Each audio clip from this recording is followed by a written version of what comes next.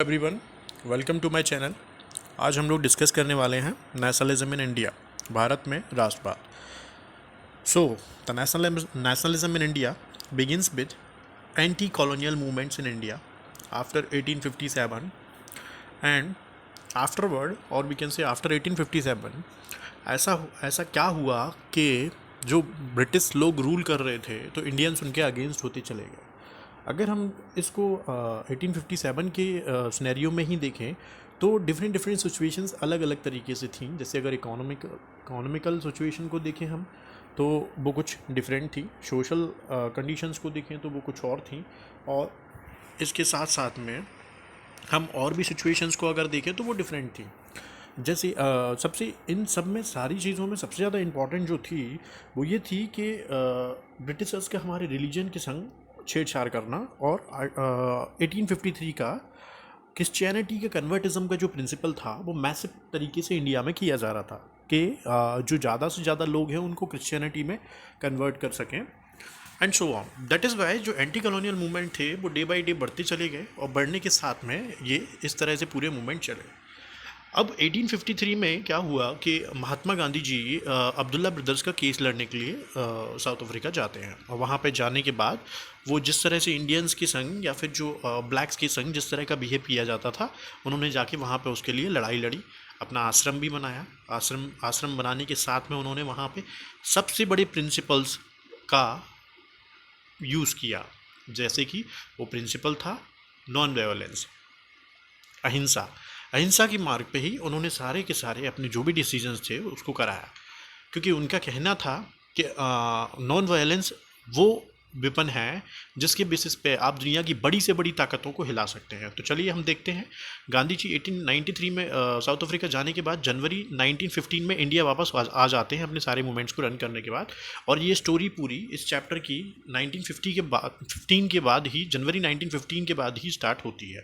तो हम देखते हैं द फर्स्ट वर्ल्ड वॉर, खिलाफत एंड नॉन कोऑपरेशन। तो फर्स्ट वर्ल्ड वॉर 1914 में स्टार्ट हुआ था। 1914 में स्टार्ट होने के साथ में हमारे यहाँ की जो हमारे यहाँ और वर्ल्ड की जो इकोनॉमिक और जो पॉलिटिकल सिचुएशन थी वर्ल्ड वाइड वो काफ़ी डिफरेंट थी। इससे क्या हुआ कि वर्ल्ड वॉर होने की वजह से जो टैक्सेस थे डिफेंस के जो एक्सपेंडिचर्स थे वो कहीं ना कहीं इंक्रीज़ हो गए। अब उसको फाइनेंस करने के लिए कहीं ना कहीं क्या किया गया, टैक्सेस को इंक्रीज़ किया गया, कस्टम्स ड्यूटीज़ को बढ़ाया गया, और इनकम टैक्स को इंट्रोड्यूस किया गया। अब फर्स्ट वर्ल्ड वॉर का क्या इम्पैक्ट पड़ा सोसाइटी पे, हम वो देखते हैं। जैसा कि हम लोग देखते हैं कि 1913 से लेकर 1918 तक जो फूड के प्राइजेस थे वो फूड के प्राइजेस क्या थे, कहीं ना कहीं इंक्रीज़ हो रहे थे। इससे क्या हो रहा था कि लोगों की जो लाइफ थी वो बहुत ही हार्ड, लोगों की जो लाइफ थी बहुत ही कठिनाई होती चली जा रही थी उनकी लाइफ में। उससे पीजेंट्स जो थे वो भी कहीं ना कहीं सफ़र कर रहे थे। जो villages were called upon to supply soldiers, तो ब्लेजेस को कहा जा रहा था कि वो कहीं ना कहीं जो सोल्जर्स हैं उनको सप्लाई करें। फोर्स रिक्रूटमेंट किए जा रहे थे गाँवों से, और ये इसकी वजह से वाइड स्प्रेड गुस्सा लोगों के अंदर भर जा रहा था। लोग नहीं चाहते थे जाना, बट उन्हें ज़बरदस्ती सेना में भर्ती किया जा रहा था, क्योंकि वो लोग हमारे यहाँ के लोगों को अंग्रेज़ों की तरफ से लड़ने के लिए फर्स्ट वर्ल्ड वॉर में लेके जा रहे थे। After the war foreign goods once again began to be imported. फिर उसके बाद वॉर के बाद फॉरेन जो गुड्स थे उनको फिर से इम्पोर्ट किया जाने लगा। Indian industries faced heavy losses even closure, और भारतीय इंडस्ट्रीज़ को बंद होने के बावजूद भी काफ़ी लॉसेस झेलने पड़े। अब हम लोग देखते हैं second condition after war. War के बाद क्या हुआ, क्रॉप फेल हो गई। क्रॉप फेल होने से क्या हो गया, पूरे इंडिया में फूड की बहुत ही ज़्यादा एक्यूट शॉर्टेज हो गई। उसके बाद क्या हुआ, there was also an influenza epidemic, फिर इन्फ्लुएंजा भी आ गई, एपिडेमिक भी आ गया 1921। और 1921 में जो सेंसस आया था उस सेंसस के according 12 to 13 million people died as a result of famine and epidemic. तो कम से कम 12 से 13 मिलियन जो लोग थे वो इसमें फेमाइन और एपिडेमिक के कारण मर गए थे। People hoped their suffering would be reduce after the war, but लोग ये सोच रहे थे कि शायद ऐसा होगा कि जब वर्ल्ड वॉर खत्म होगा तो उसके बाद हमारी सिचुएशन काफ़ी अच्छी हो जाएगी, और अच्छी होने के साथ में हमारी जो प्रॉब्लम्स हैं वो कहीं ना कहीं ख़त्म हो जाएंगी। बट हम देखते हैं आगे के दिनों में कहीं ना कहीं ऐसा हुआ नहीं, क्योंकि इंडिया में बैक टू बैक फिर गांधी जब इंडिया रिटर्न आए तो फिर हर साल कोई ना कोई बड़ा मूवमेंट उनका होता ही रहा।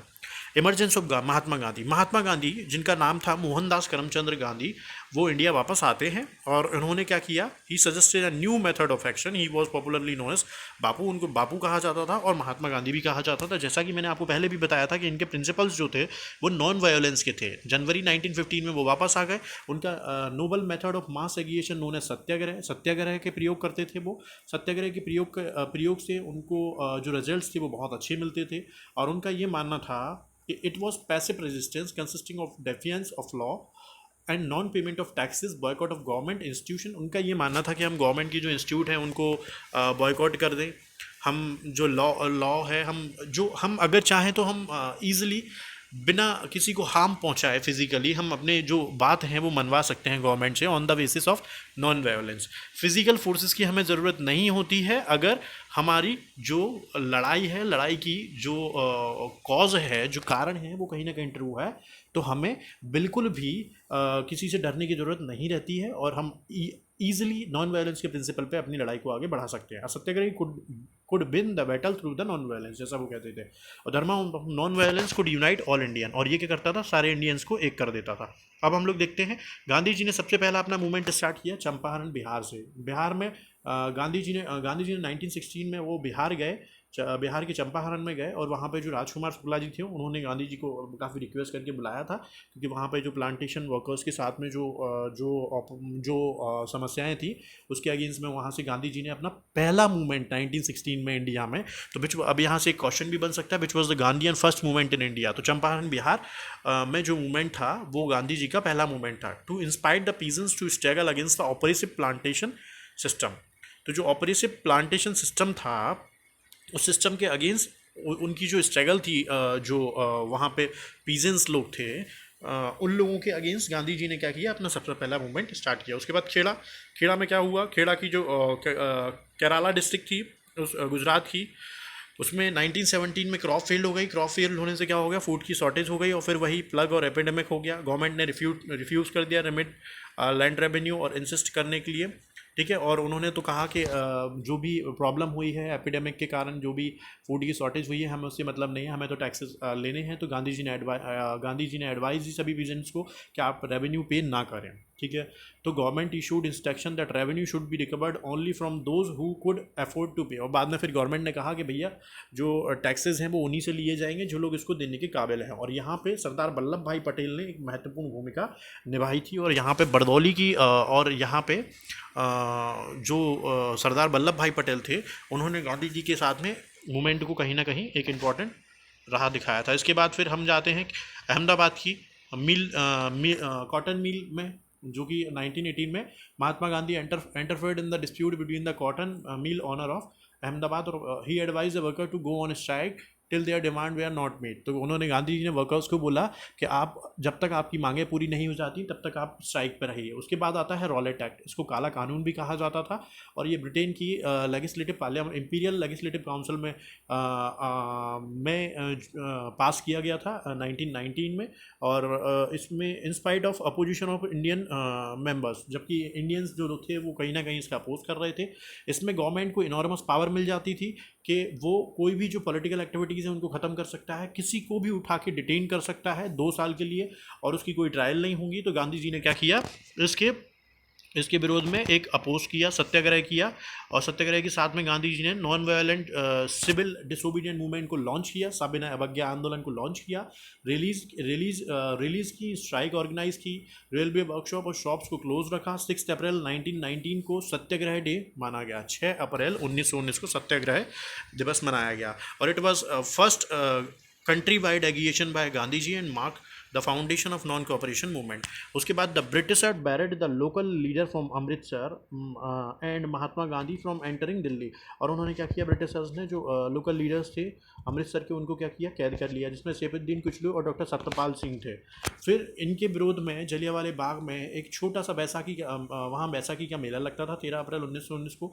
लार्ज क्राउड का गैदरिंग हुई थी, और गैदरिंग होने के साथ में it was a enclosed area in Amritsar Punjab, और वो इनक्लोज्ड एरिया था, उसमें बाहर जाने के बहुत सारे रास्ते नहीं थे। और लोग, some people came here to protest against the government repressive measures, while some came to attend the annual Baisakhi fair. कुछ आए थे सरकार का जो रिप्रेसिव मीजर है, ऑपरेसिव मीजर्स हैं जो, उस मीजर्स को उस मीजर के अगेंस्ट में हाँ अपनी आवाज़ उठाने के लिए, और कुछ यहाँ पे बैसाखी के मेले में आए थे। लेकिन जनरल डायर एंटर किया इस एरिया को, और उसने जो एग्जिट गेट है उसको ब्लॉक कर दिया, और ब्लॉक करने के साथ में उसने क्राउड पे फायरिंग करना स्टार्ट कर दिया। सो the government responded with the force to end the movement by the humiliating and terrorizing people। ठीक है, और फिर इस तरह से क्या किया गया, बाद में लोगों को ह्यूमिलिएट, और उसके बाद जो उनको मारा गया, मारे जाने के बाद उनको ह्यूमिलिएट भी किया गया। ह्यूमिलिएट करने के बाद सबसे इंपॉर्टेंट चीज़ क्या थी कि Rabindranath Tagore return his knighthood in protest. ठीक है, और इसी की वजह से जो बड़े बड़े जो लीडर्स थे हमारे इंडिया के, जिनको अंग्रेज़ों ने कहीं ना कहीं टाइटल दिए हुए थे, वो टाइटल्स को वो कहीं ना कहीं क्या करते हैं, उन टाइटल्स को वो लोग गिव अप कर देते हैं। जैसे कि रविन्द्रनाथ टैगोर ने नाइटहुड की अपनी जो उपाधि थी उसको वापस कर दी थी। अब हम देखते हैं आगे खिलाफत मूवमेंट। खिलाफत और जो रॉलेट सत्याग्रह था, महात्मा गांधी ने ये सोचा कि हम एक काम करते हैं, इसको इंडिया में एक साथ में करते हैं, इससे क्या हो जाएगा, हिंदू और मुस्लिम एक हो जाएंगे। ये बहुत ही इंपॉर्टेंट पॉइंट है कि गांधी जी ने अपने दिमाग में ये सोचा था कि ये इससे हिंदू और मुस्लिम दोनों कहीं ना कहीं यूनाइट हो जाएंगे। तो आप लोग ये चीज़ बहुत अच्छे से समझें कि गांधी जी ने खिलाफत आंदोलन, खिलाफत कमेटी इसीलिए बनाई गई थी। खिलाफत कमेटी बनाने के साथ में 1920 के आसपास में मुंबई में बनी थी खिलाफत कमेटी, उसको बनाया। और क्योंकि अब इसके पीछे रीज़न क्या था, one way of doing this he felt was to take up the Khilafat issue, और उन्हें भी खिलाफत इशू उठाना था। ठीक है, causes of Khilafat issue, first world war हुआ एंड एंड हो गया, ऑटोमन एम्पायर जो था वो टर्की का हार गया, और वहाँ पे एक र्यूमर स्प्रेड हुआ कि एक हार्श ट्रीटी साइन की गई है, इम्पोज की गई है ऑन द ऑटोमन एम्पायर, जिसको क्या कहा जाता था, खलीफा। खलीफा क्या होता था, स्पिरिचुअल हेड, स्पिरिचुअल जो दुनिया होती थी मुस्लिम्स का, उनका हेड होता था। ठीक है, a खिलाफत committee was formed under the leadership of मौलाना आज़ाद, हकीम अजमल खान और हजरत मोहानी। मौलाना आज़ाद, हकीम अजमल खान और हजरत मोहानी के अंडर में एक खिलाफत कमेटी बनाई गई, और इसके और भी लीडर थे, Mohammad Ali Jinnah, Shaukat Ali Jinnah, big discussing with Mahatma Gandhi, और वो लोग महात्मा गांधी से डिस्कस भी कर रहे थे। उसके बाद गांधी जी ने 1920 में अपना नॉन कोऑपरेशन असहयोग आंदोलन भी लॉन्च कर दिया। इसके leaders like CR Das had mental reservations, but Gandhi ji call for sacrifice and renunciation. Gandhi ji चाहते थे कि वो जो CR दास और मोतीलाल नेहरू हैं, वो गांधी जी की जो आइडियोलॉजी है उस आइडियोलॉजी से काम करें। बट हुआ क्या, अल्टीमेटली कलकत्ता का सेशन हुआ सितंबर 1920 में। Gandhi convinced other leader of the need to start a non cooperation movement. उन्होंने बोल दिया कि नॉन कोऑपरेशन मूवमेंट स्टार्ट करने की बहुत ज़्यादा ज़रूरत है। और उसके बाद क्या हुआ, क्योंकि गांधी जी ने एक बात अपनी यह बात अपनी किताब में बोली थी उन्होंने 1909 में, जब वो अफ्रीका में थे, कि अगर ब्रिटिशर्स या कोई भी दुनिया का शासन अगर आप पे रूल कर रहा है, जबकि भारत इतना बड़ा देश है, तो उसको आप कहीं ना कहीं रूल करने दे रहे हो, तभी वो रूल कर पा रहा है। ठीक है, अदरवाइज इतने 1-2 लाख जो अंग्रेज़ थे, वो कई करोड़ की जो जनसंख्या है उस पर किस प्रकार से शासन कर सकते थे। इसका मतलब कहीं ना कहीं हम ही उन्हें सपोर्ट कर रहे थे। तो Mahatma Gandhi proposes stage by stage strategy. उन्होंने बोला सबसे पहले कि आप अपने टाइटल्स दो, ऑनर्स दो, ऑनरेडी पोस्ट जो भी आप जिस पे काम कर रहे हैं वो त्याग दो सरकार की, और शट डाउन करो, बॉयकॉट कर दो सिविल सर्विसेज का, आर्मी का, ब्रिटिश कोर्ट्स का, लेजिस्लेटिव असेंबलीज का, स्कूल्स का, कॉलेजेस का, और ब्रिटिश के सामानों का, सारी चीज़ों को आप क्या कर दो, रिप्लेस कर दो आपके स्वदेशी से। और स्वदेशी आप कॉटेज इंडस्ट्रीज़ भी लेके आ जाओ। इसके साथ में different stand with in the movement. Non cooperation खिलाफत मूवमेंट बिगिन इन जनवरी 1921, और ये जनवरी 1921 में स्टार्ट हो जाता है। वेरियस सोशल ग्रुप इसमें पार्टिसिपेट करते हैं विद देयर आउन स्पेसिफिक एस्पिरेशन। सबके अपने अपने थॉट्स थे, the movement in the town. अब मूवमेंट इन द टाउन में हम देखते हैं कि इसमें मिडिल क्लास का पार्टिसिपेशन भी था सिटीज़ में। इसमें स्टूडेंट थे, उन्होंने पढ़ना छोड़ दिया। गवर्नमेंट स्कूल्स में और कॉलेजेस में जो हेड मास्टर थे, टीचर थे, सभी ने रिज़ाइन कर दिया। लॉयर्स ने गिव अप कर दिया अपनी लीगल प्रैक्टिस का। उसके साथ में economic effect of non cooperation on the economic front way dramatic, बहुत ही ड्रामेटिक था। इससे फॉरेन गुड्स को बॉयकॉट किया गया, लिक्विड शॉप्स को पिकेटेड किया गया। पिकेटेड मतलब उसका फ्रंट गेट बंद कर दिया जाता था। फॉरेन क्लॉथ्स को जलाया गया। The import of foreign clothes decline to half between 1921 to 1922। और जो 1921 और 22 में जो इम्पोर्ट था ब्रिटिश गुड्स का, वो कहीं ना कहीं काफ़ी डिक्लाइन हो गया। In many places merchant and traders refuse to trade in foreign goods और फाइनेंस फॉरेन ट्रेड। ठीक है, बहुत सी जगहों पे मार्चेंट ने क्या कर दिया, फॉरेन गुड्स का ट्रेड करना ही बंद कर दिया था। स्लोइंग डाउन ऑफ मूवमेंट, धीरे धीरे करके क्या हुआ, सिटीज़ में क्या हो गया, कहीं ना कहीं ये इसका जो मूवमेंट था, मूवमेंट कहीं ना कहीं स्लो डाउन हो गया। खादी क्लॉथ जो थी वो बहुत ज़्यादा एक्सपेंसिव थी। इससे क्या हो गया, कहीं ना कहीं जो पुअर्स थे वो पुअर्स क्या हो गए, पुअर्स इसको ख़रीद नहीं पाते थे। और इसके कारण से क्या हो गया, धीरे धीरे करके ये पूरा का पूरा जो मूवमेंट था वो कमज़ोर पड़ गया। अब रिबेलियन देखते हैं। अवध में क्या था, पीजेंट्स मूवमेंट स्टार्ट किया गया था अंडर द लीडरशिप ऑफ बाबा रामचंद्र, एक सन्यासी थे। बाबा रामचंद्र एक सन्यासी थे, उनके लीडरशिप में अवध में एक मूवमेंट स्टार्ट किया गया था। मूवमेंट में एवोल्यूशन ऑफ बेगार और सोशल बॉयकॉट ऑफ ऑपरेशिप लैंडलॉर्ड्स, बेगार लोगों के अगेंस्ट में था और जो लैंडलॉर्ड्स थे बड़े बड़े उनके अगेंस्ट में था। मैनी प्लेसेस में नाई तो भी सभी लोगों ने बंद ऑर्गेनाइज़ किया। पंचायत ने डिनाई कर दिया सर्विसेज को to landlords of even barbers and washerman. तो बाल काटने वाले जो नाई होते थे, धोबी होते थे, और कपड़े धोने वाले वॉशरमैन होते थे, उन सभी लोगों ने क्या किया, कहीं ना कहीं इसको बंद कर दिया। फिर बाद में एक अवध किसान सभा बनाई गई। It was headed by Jawaharlal Nehru, Baba Ramchandra, इन दोनों के द्वारा इसको हेडेड किया गया। A few others within a month over 300 branches had been set up in villages around the region. और इसकी 300 से ज़्यादा इसकी ब्रांचेस सेटअप हो गई। Interpretation of Swaraj bye tribal peasant. अब ट्राइबल पीजेंट्स की अगर हम बात करेंगे तो महात्मा गांधी के दिमाग में जो आइडिया था सत्याग्रह का, they thought that Gandhi ji had declared that no tax were to be paid and land was to be redistributed among the poor। तो उनका ये मानना था कि गांधी जी ने ये कह दिया कि टैक्स नहीं देना है और जो ज़मीनें हैं वो सभी लोगों में बांट दी जाएंगी बाद में। The strict forest law made the hill people angry. और जो नियम कानून बना दिए गए थे जंगल पे, तो जो फॉरेस्ट के जो लोग थे वो भी कहीं ना कहीं परेशान थे। तो जो गुदन हिल्स थी आंध्र प्रदेश में, उसमें एक मिलिटेंट गौरेला मूवमेंट स्प्रेड हुआ। That movement are leadership by Alluri Sitaram. Alluri Sitaram के इसको पूरा का पूरा मूवमेंट को चला रहे थे। गुदिन rebel attacked police station, attempted to kill British. वो लोग क्या करते थे, पुलिस स्टेशन को अटैक कर देते थे, ब्रिटिशर्स को मारते थे और गोरेला वॉरफेयर के अंडर में स्वराज को अचीव करना चाहते थे। बाद में 1924 में राजू को पकड़ लिया गया, कैप्चर करके उसको एग्जीक्यूट कर दिया गया और ग्रेजुअली वो एक फोक हीरो बन गया। इसके साथ में हम देखते हैं for plantation worker in Assam freedom meant that right to move freely. जो प्लांटेशन वर्कर थे, एक कानून आया था 1859 में, इनलैंड इमिग्रेशन एक्ट, उसके तहत जो प्लांटेशन वर्कर थे उनको मतलब फ्रीडम का मतलब था कि कहीं भी मूव करना, यहाँ से वहाँ जाना। Under this law plantation worker way are not permitted to leave the tea garden without permission. और इस एक्ट के तहत वो लोग कहीं पे दूसरी जगह नहीं जा सकते थे जब तक उनके मालिक जो हैं, जो लैंडलॉर्ड्स हैं, उनको परमिशन नहीं देते हैं। When they heard of non cooperation, उन्होंने क्या किया, जब उन्होंने नॉन कोऑपरेशन के बारे में सुना तो उन्होंने सुनने के साथ में ही वहाँ से वो लोग सभी लोग इकट्ठा होकर भाग गए। और वन फाइन डे क्या हुआ कि जब वो जिस दिन भागे उस दिन स्ट्राइक हो गई। स्ट्राइक होने की वजह से बसेस, रेलवे स्टेशन, सभी चीज़ें बंद कर दी गई। और बंद करने के साथ साथ में क्या हो गया कि उनका जो जाने का जो था पूरा का पूरा वो कैंसिल हो गया और पुलिस ने उन्हें पकड़ा और बहुत बाद में पीटा। अब हम जाते हैं टूवर्ड सिविल डिसोबीडिएंट मूवमेंट, सविनय अवज्ञा। ठीक है, गांधी जी कह रहे थे कि 1922 में गांधी जी ने डिसाइड किया to roll back the non cooperation को ख़त्म करने का किया, क्योंकि चौरी चौरा में 5 फरवरी को जो इंसिडेंट हुआ था कि पुलिस मैंस को जला दिया गया था उसमें, तो इसकी वजह से गांधी जी काफ़ी निराश हो गए थे। उन्होंने पीसफुल डेमोस्ट्रेशन इन बाजार turn into the violent clashes with the police. और जो शांतिपूर्ण जो बाजार में मूवमेंट चल रहे थे वो कहीं ना कहीं क्या हो गए थे, वो विद्रोह में बदल गए थे। और गांधी जी कहीं ना कहीं इस चीज़ से लेके बहुत ही ज़्यादा दुखी थे, क्योंकि वो कभी भी वायलेंस नहीं चाहते थे।